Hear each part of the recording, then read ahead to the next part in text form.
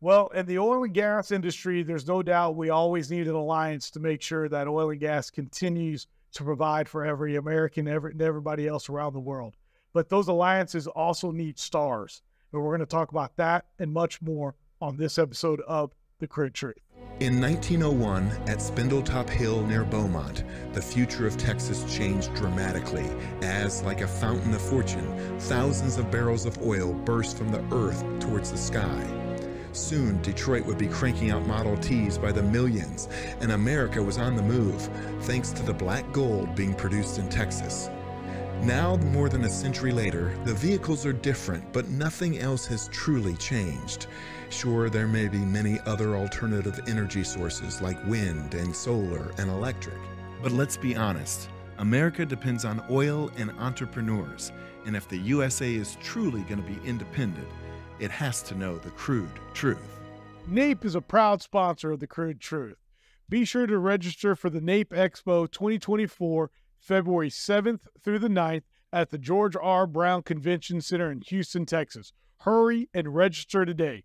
NAPE, where deals happen. This episode is brought to you by LFS Chemistry, committed to being good stewards of the environment and providing the tools so you can be too. NAPE Expo, where deals happen. Air Compressor Solutions. When everything is on the line, Air Compressor Solutions is the dependable choice to keep commercial business powered up. Sandstone Group. Exec Crew.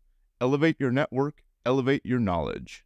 Oil and Gas Workers Association. Pecos Country Operating. Fueling our future. Well, good morning, good evening, good afternoon, whatever time of the day it is. I just want to thank you very much for watching, for listening to another episode of The CRUDE Truth. Today, I'm just so excited. We are actually at the newest studios of the Real News Communications Network down here in Austin, Texas. We'll get a good view of the entire studio and what the backdrop looks like here in a second. But I just want to do a quick shout out to them and very excited to be sharing here in these brand new studios. That being said, even more exciting is my guest today. I've got a guest that is known as the oil and gas consultant of Texas and also a fighter at the federal level. This guy is somebody that is always doing the nitty-gritty work, working for the oil and gas industry to make sure that we continue to have hundreds of thousands of jobs here in the great state of Texas and across the United States. My guest today from the Texas Star Alliance is Chris Hosek. Chris, how are you? Great. Thank you for having me here today. This is exciting, and congratulations on the studio. It's an amazing facility you have here. Oh, well, thank you. Thank you so much. But thank you for coming in. I cannot thank you enough. I know I've been asking you, I thank goodness, for a year since I first started this, and you were like, you just starting out? And I was like, yeah. He goes, all right, get back with me. And like, I'm pretty busy, and you've always been. So for you to be here right now, thank you so much. Well, I appreciate it. I mean, it shows you persistency work. You wore me down. You beat me down. You got me here. So it's exciting to be here. I really appreciate it. Oh, man. Well, what you're doing, there's no ands, ifs, or buts, is one of the most important things that we're doing here is keeping jobs going. And you're doing that in the oil and gas industry. I mean, how long have you been doing this good fight? We'll just jump off. Right. No, I think, it's actually an incredible story, and it's kind of the story of the renaissance of the oil and gas industry. Yes. So I was lucky enough to end up at the Railroad Commission. I worked for a member who was appointed to the commission by Governor Rick Perry in the mid-2000s, and her name was Elizabeth Ames Jones, and she was the chairman of the commission. I was her chief of staff, and we really hit the commission at the most interesting time. It was right when the shale revolution took off, right? So we get there, and I remember I was a couple weeks into it, and, I'm still trying to figure out where the restrooms are, and they're giving us policy briefings. And at one point there was, we were building an LNG import facility. This is how long ago it was, right? Yeah, we were trying to permit that, and we were about to sign the permit for the import facility.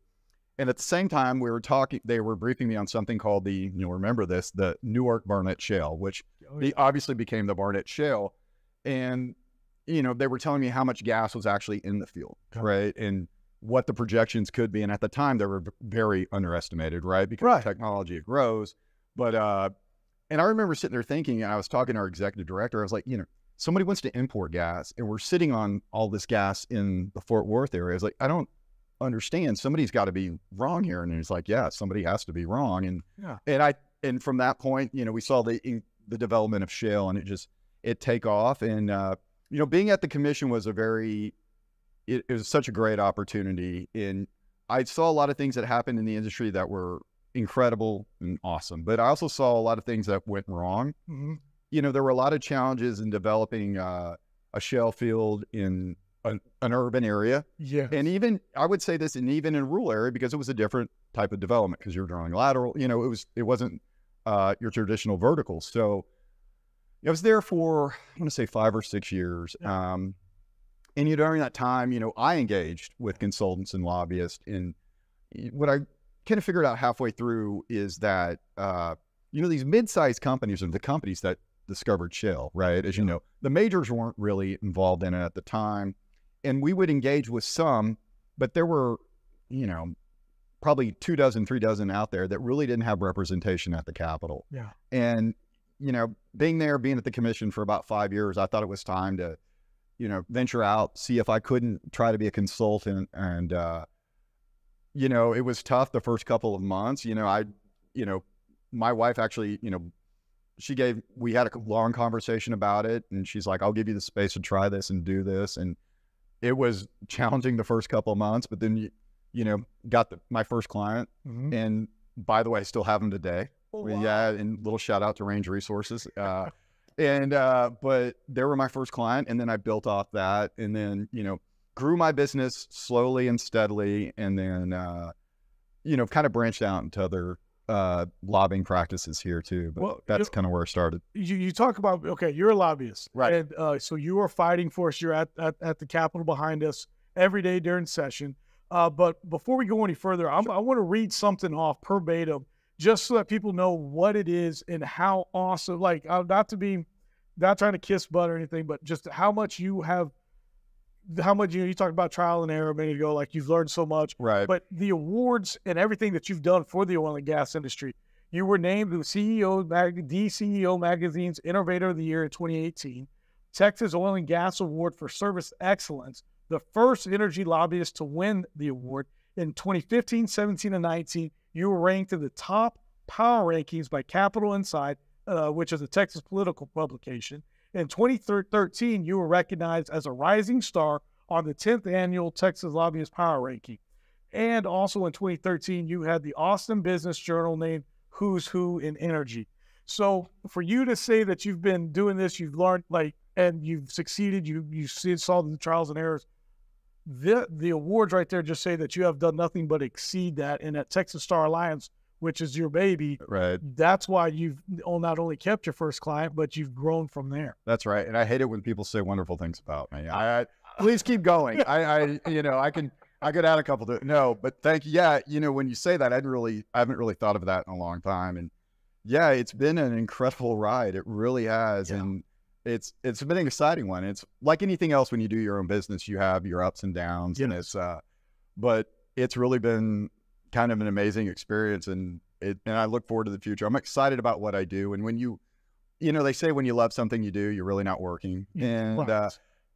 And I think that all the time until I go through session, and then I love this, but I feel like I'm working really hard. But it's an exciting place to be, and I love it. Well, I'm trying not to, it's just not to, gush or anything, but you are fighting this fight. You have been doing this now for over 10 years. Right. And you're behind the scenes, Chris. So again, thank you for being on camera today. Sure. Because you are the guy that is out there doing the dirty work, getting dirty, fighting for the oil and gas industry. There at Texas Star Alliance. And if you don't mind, sure, it's just a little bit about Texas Star Alliance and how y'all fight for the oil and gas. Right. Yeah, sure. So we're a very interesting firm. So we have 14 lobbyists, but we all own our own piece of the business, right? Okay. So we collaborate sometimes when we're on different clients, but I typically focus solely, I was focusing solely on oil and gas. So they would look at me as kind of their energy guy. Yeah. But since then I've branched out. But, what's really interesting, especially when I go to DC or other states and talk to other consultants, they think it's easy to be kind of an energy lobbyist in Texas, and that's far from the truth, right? So we have a citizen legislature, right? So it's members that come in that have different professions, and they have to become proficient on all issues that over Texas, right? Not just oil and gas, right? Transportation, healthcare, education. So having said that, trying to get the focus of members on certain issues can be challenging, even when they're on like the Energy Resource Committee. We have a couple of members that do have oil and gas backgrounds, and we have a couple experts I would consider in the House that are really do deep dives into energy. But other than that, educating the other members is always a process. Yeah. And how they do that, and again, to their defense, they're dealing with like constituent issues. They're dealing with, road issues in their district or something like that, or growth issues in Texas. We have tremendous growth issues. So, that process is always challenging, and it's also always fun sometimes too. Well, you mentioned that you've branched out from oil and gas. Sure. And you have other individuals that you support and you fight for. One is, and I always think that the oil and gas industry, we're conservatives. You go out to the oil and gas field, I've said it before, we love to hunt, we love to fish, and we understand, the environment and how important it is to the ecosystem, dare I say. But during our pre-production meeting, you shared actually one of the fun little preserves that you pertly do pro bono.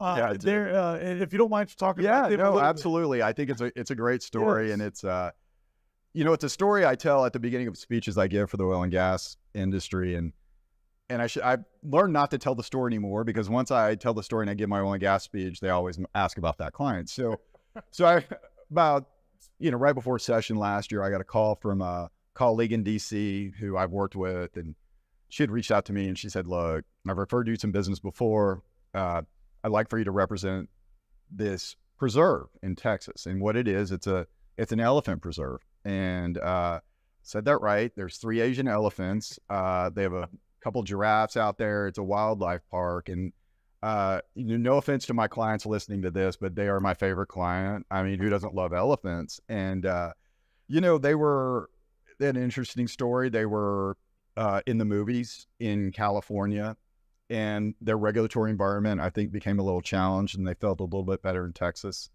And then they started seeing some challenging legislation pop up. So I engaged with them, and, I did, like I said, I did it almost pro bono. And kind of my favorite story about that is like when we finally settled on the number, I said, I'd like to add one more thing. And she was like, "Sure, what is that?" And I said, "I'd like an elephant named after, or I'd like an animal named after me," is what I said. And she started laughing, and I was like, "Well, I'm actually serious." So I went home and I told my wife that story, and I'll never forget, my wife looked at me and just said something like, "I can never tell if you're serious or not. Did you really ask that?" And I said, "Yes." So you were to go to this preserve, and they have lots of different animals out there. There's a African crested porcupine, and his name is Little Chris.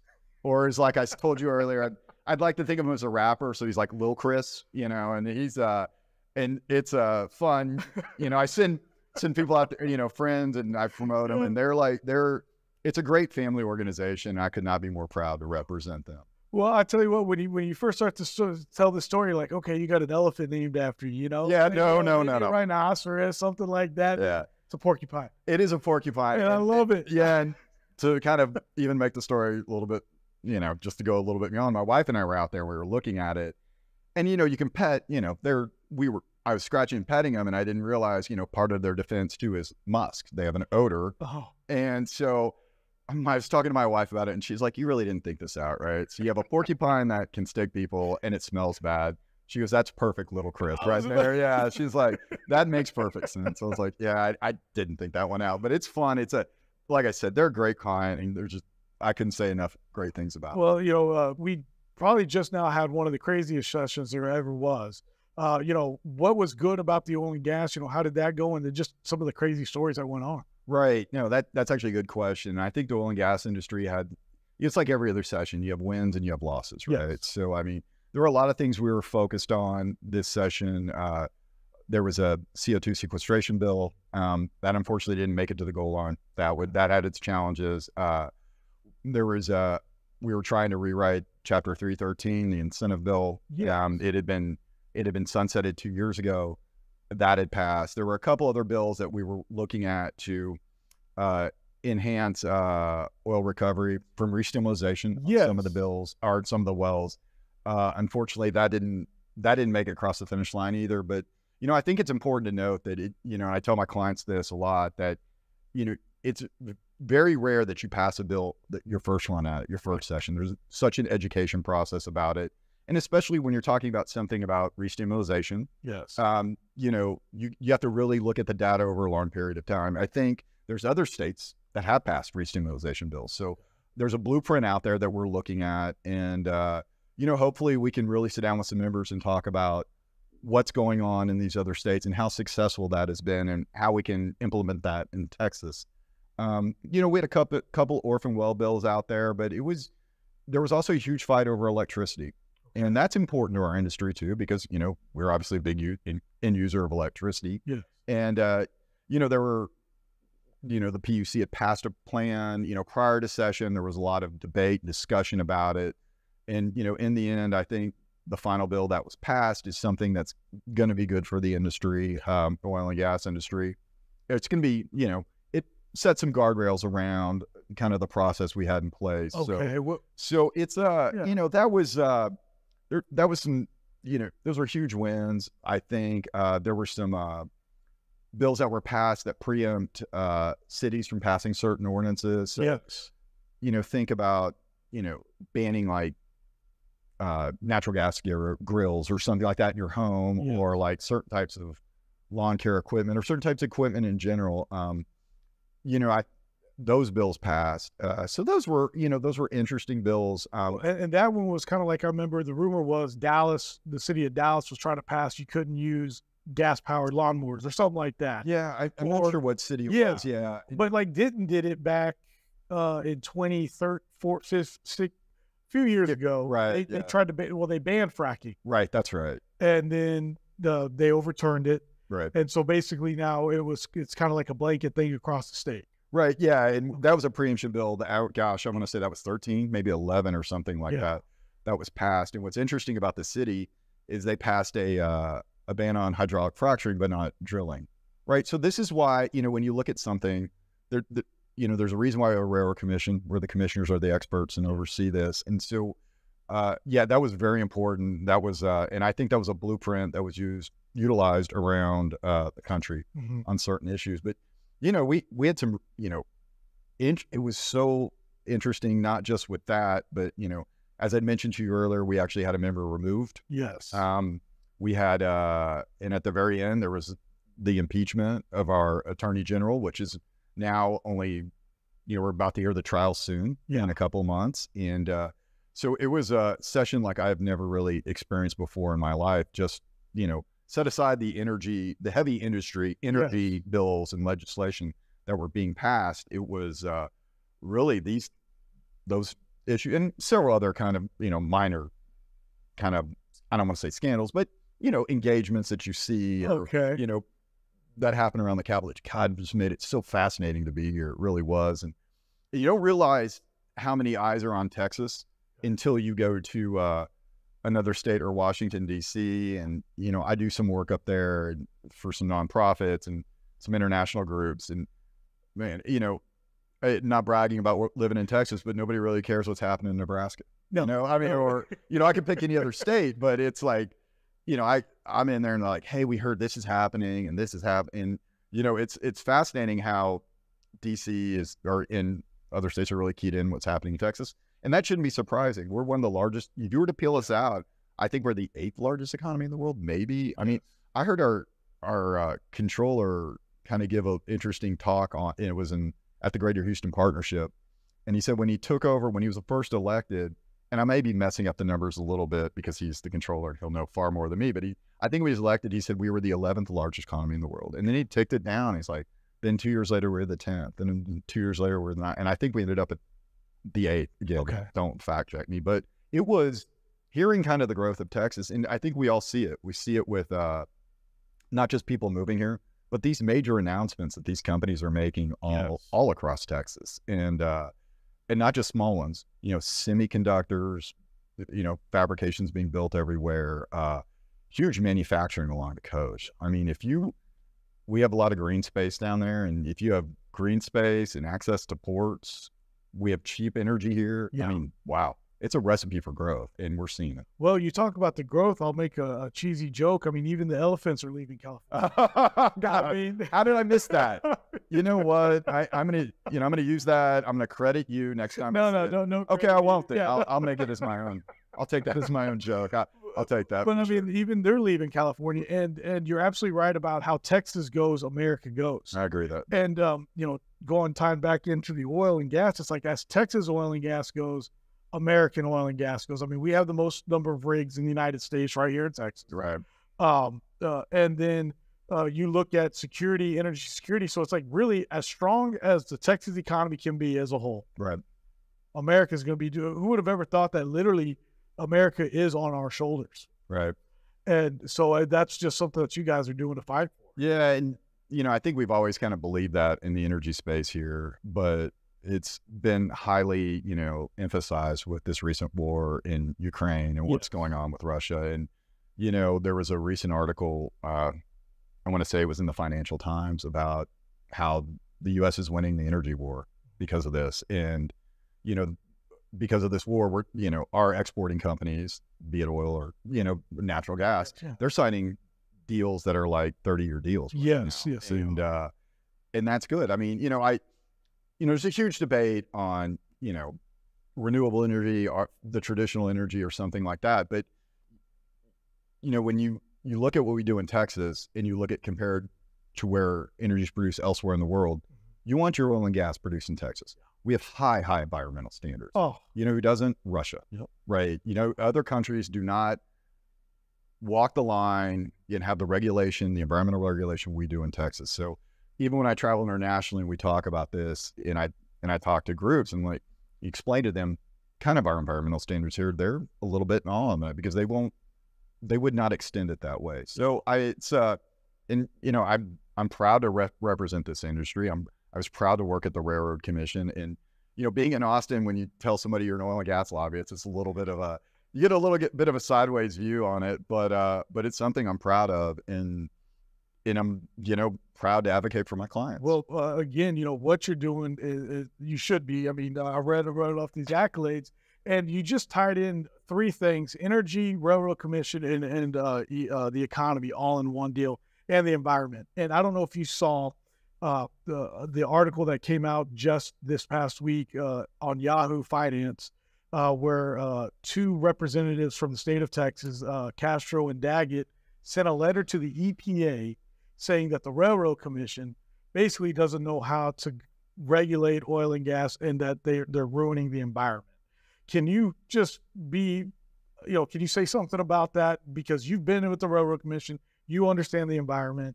And for them to say that, two guys, I think, that have absolutely no experience in oil and gas, to sit there and say that we don't know how to do our own stuff in Texas, and they're Texans themselves, I think is pretty insulting. Yeah, I mean, look, there's an interest. Yeah, no, we were talking about that. I was talking about that just yesterday. Okay. And, this is where, politics intersects policy, right? Right. And, it's, there's certain members you can have an honest conversation about energy, and then or probably really any policy issue. And then there's some that strive for political gain. And, to say that, look, I have full confidence in the Railroad Commission issuing these permits. These are the experts, not just in the country, but in the world. Yeah. And, I see it even today, but when I was at the commission, we would entertain international delegations coming in trying to figure out how we did it. How are you doing this? How do you regulate this? Yeah. And I just know from my colleagues over there, they're still coming in today. We are considered, Texas, the Railroad Commission, kind of a global expert on regulatory policy and environmental policy when it comes to the oil and gas industry. And, I just kind of look at that as politics, right? Yeah. And that's the way that's going to shake out. I don't know how much that's going to impact their decision on the delegation of authority. So, well, and see, to me, they've been doing so much with regulations and doing that to be, since it's the EPA, because EPA they're not a government arm, or, well, they can't make law, but they can make these regulations which will then make it, right. So that's what worries me more than anything else. Not necessarily that, the EPA will actually come into Texas and take over, but the fact that they'll throw even more stuff on, because small operators like me, I mean, we're the ones that, and we produce, 50% of the oil here in Right. Texas. That's right. And yet we're the ones that, I always tell people, it's like, hey, man, if there's a lizard, like I know David Blackman came up talking about that lizard in West Texas. Right. ExxonMobil, they can go find hire 5 biologists tomorrow to go fight the good fight for that lizard so that the lizard moves and they can drill. Me, on the other hand, I'm like, I'm probably calling Texas Star Alliance. We need to get this taken care of. Well, let me make sure I give out my number before the end of that. No, but but I mean, your points, it's so accurate, I think. And this is one of the challenges our industry faces. They view the oil and gas industry as kind of what they see on TV. Yeah. Right? And it's really like mom and pop shops like you working, rigs and, working wells and not many, but you're productive. You're producing severance tax, you're producing sales tax, you're employing, I don't know how many employees you have, but some of these smaller operations, it could just be a mom and pop, or they could have 10, or they could have 20. Yeah. And these are the people that are like where the rubber meets the road in small town Texas, or not even in that. I mean, they're the guys that show up at the rodeo in Cuero, Texas, right? And they're sponsoring the FFA in Gonzales, Texas. And or those small service companies out there too. So it's that trickle down effect. I think that's the challenge is, policymakers, not just in DC, but some of them here in the state, they don't realize how that their laws impact the small operators. Now, I believe the railroad commissioners do. I think they're acutely in tune with what's going on with small operators to a certain extent, or most of the time. And I think if there's a problem, small operators reach out to them, and I think it's a great engagement. But in DC, they don't get it's you. I mean, they think it's somebody else, and that's, I think, a challenge that I don't ever think is going to go away. I think in DC they're always going to think that. They are. Right. Yeah. And then you mentioned the small operators. I know guys that are maybe 5 people producing 100 barrels a day, maybe 150. And when you've got 5 people or less on a payroll, that's a very clean living. Right. And then you talk about the small towns. You mentioned a bill that did not pass, which was the restimulation. Mm-hmm. And what that would have done, and correct me if I'm wrong, I just wanted to bring it up a little bit more real quick, that oil and gas companies could go back in and get incentives to go in and restimulating, or basically reworking older oil wells. And these smaller cities would benefit from that right there by, the gas stations would get busy again, the small restaurants, by bringing in the individuals to do the work out there. Right. No, I think you're absolutely right when you say that. And, like I said, legislation's a process. Yes. And it's, we got to figure this out. We're going to have to, there's a lot of education involved on it, but, and you're right. I think it would impact the small towns. And, this is just an anecdotal story, but I always tell this, and I think it's interesting. My family, I grew up in the League City area, but my family always had a ranch in Gonzales, Texas, right, which is now at the heart of the Eagle Ford Shale, right? Yeah. But so we would go through this town as little kids, and up and even till 15 years ago, it was dead Main Street, right? There was nothing. There were maybe 2 or 3 restaurants. The Eagle Ford Shale swoops in right now, and if you were to go to downtown Gonzales, there's probably 4 or 5 nice restaurants, a new atmosphere. You see a lot of development around there. And that's really, I just find that so interesting, is to witness that happen firsthand about, that kind of development in a kind of smaller town, a smaller community, and what the industry brought in there to do that. Yeah. And you still, you drive down 183 from Gonzales into Cuero, you can still see a lot of activity out there, and it's really exciting to see that. It is. I know we've been driving that 183 down to the Rockport area. Yeah, a lot of people do that. Yeah, head down to Port Aransas. Yeah. Well, when you're not doing oil and gas, fighting for the elephants here in the great state of Texas, you also do other fun things, and you've just started a new venture with another group. And I wanted to see if you want to talk about that for a minute. That one's just too fun. Yeah, it is fun. It's a great adventure. Yeah. It's a alcohol company. It's a beer company, a ranch water company called the 4 Sixes. And there was an investment group that approached me about 6 months ago. And this is, one of the primaries is Taylor Sheridan, the great writer that's done, Yellowstone, 1823 or 1923. Yeah. And I forget the one he did with Tim McGraw, but we developed 3 lines of beer and 3 lines of ranch water, and I think 3 lines of seltzer water, which I don't drink. But it's so fabulous and it's so amazing Yeah. to kind of work with this group and be involved with them. And I love their product too. It's fascinating to kind of see something move kind of from their beginning stages to where we are right Well, now. It's amazing. I think what that 4.6 brand is going to do as a whole. I mean, you look at and I don't other branches, and they've got that. So it'd be exciting to see what they do with that 4.6. And I think the beer is a pretty cool idea. Look at you, you're a brewer basically now. Well, no, not me. What do they call it? A brewmaster or something like that? I'd love to take credit for all that. And as you know, there's a joke in the lobby where you take credit for things you didn't do and you assess failure to someone else. But it's but it is. I love the product, and it's exciting, and I think people get excited about it because there's just a lot of buzz around his work and what he's doing out there. And he's the owner of the 4.6s now, what he's doing out there and everything they're doing with it. So yeah, no, that's exciting. And you know what? I should have brought some over here for you. Maybe next time. I know we can put them right here. Oh, I should have done that. I don't mind. I need to consult you before. Yeah. Oh. Before we do this. No. Hey, you're the consultant, not me. I'm just the one that wanted to ask you a few questions. Well, no, that's fine. That's fine. Oh man. Well, Chris, we're wrapping up. I just if you don't mind, tell people how they can get a hold of Texas Star Alliance if they're looking for someone to fight for them. Yeah, sure. I mean, you can find us on the our websites, Texas Star Alliance. It's that's probably the best way to get a hold of us. All our contact information is on there. But yeah, I appreciate you mentioning that, and love being here. Love talking to you. I want to do it again. Yes. It'll be fun. Well, I'm excited. We'll have to do it again here real soon, because especially like I said, with this new studio here, there's no reason not to. Because oil and gas is here in Austin, even though half the town wishes there was no oil and gas. They're pretty left side. Well, no, I got to tell you, it's an amazing studio, and I'm so excited for you guys and look forward to watching you in the future. Well, thank you so much.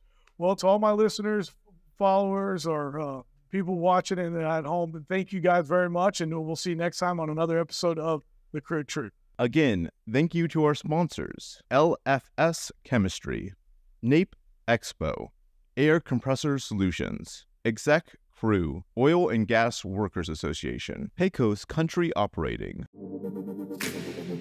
The easiest way to start your own podcast and TV show?